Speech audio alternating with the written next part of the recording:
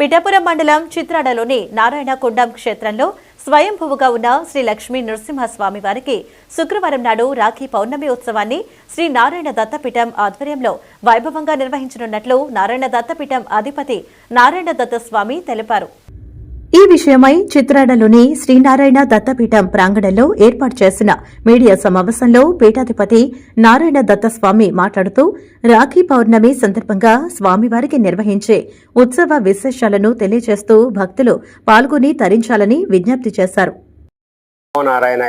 శ్రీ నారాయణ దత్తపీఠం ఆధ్వర్యంలో జరుగుతున్న చిత్రాడ స్వయంభూ శ్రీ లక్ష్మీనరసింహస్వామి వారి యొక్క రాఖీ పౌర్ణమి సందర్భంగా స్వామివారికి విశేషమైన కలశ పూజ అనంతరం స్వామివారికి అభిషేకం అనంతరం భారీ అన్నదాన కార్యక్రమం కూడా చేయడం జరుగుతూ ఉంది. మరీ ముఖ్యంగా స్వామివారు ఇక్కడ స్వయంభూగా వెలవడం జరిగింది. ప్రతి ఒక్కరికి కూడా కళ్ళలో కనిపించడం, 9 శుక్రవారాలు 9 ప్రదక్షిణాలు చేస్తే వారు కోరుకున్న కోరికలన్నీ కూడా నెరవేరడం కూడా జరుగుతుంది. కాబట్టి భక్తులందరూ కూడా ఇక్కడికి వచ్చి ఈ విశేషమైన కార్యక్రమంలో పాల్గొని స్వామివారి యొక్క అనుగ్రహాన్ని పొందవలసిందిగా కోరుతున్నాం. స్వామివారు ఇక్కడ ఒక బావి తవ్వుతుండగా స్వామివారు బయటికి రావడం జరిగింది. తర్వాత కొంతకాలానికి నా కళ్ళలో కనిపించి పలానా చోట పెట్టండి, అక్కడ నాకు స్వామిని గుడి నిర్మాణం చేయమని చెప్పడం జరిగింది. అప్పుడు స్వామివారికి ఇక్కడ 16 సంవత్సరాల పూర్వం జరిగిన విషయం ఇది. 16 సంవత్సరాల క్రితం స్వామివారి కళ్ళలో కనిపించి ఇక్కడ పెట్టడం జరిగింది.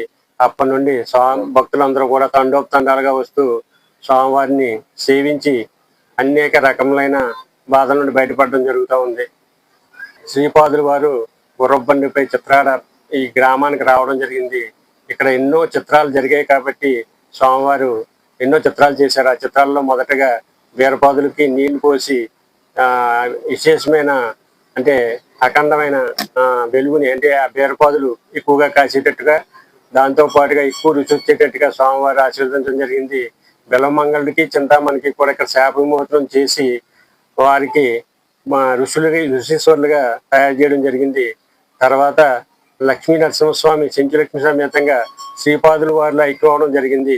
ఆ విధంగా ఐక్యమైనప్పుడు ఏర్పడిన కొండమే నేటి నారాయణ కొండం, అదే నారాయణ తీర్థం. ప్రస్తుతం మనం చూస్తున్న ఈ నారాయణ చెరువునే నారాయణ తీర్థం అంటారు. కాబట్టి ఎన్నో చిత్రాలు జరిగాయి కాబట్టి ఈ ప్రాంతానికి చిత్రవాడ అనే పేరు వస్తుందని శ్రీపాదుల వారే స్వయంగా చెప్పడం జరిగింది.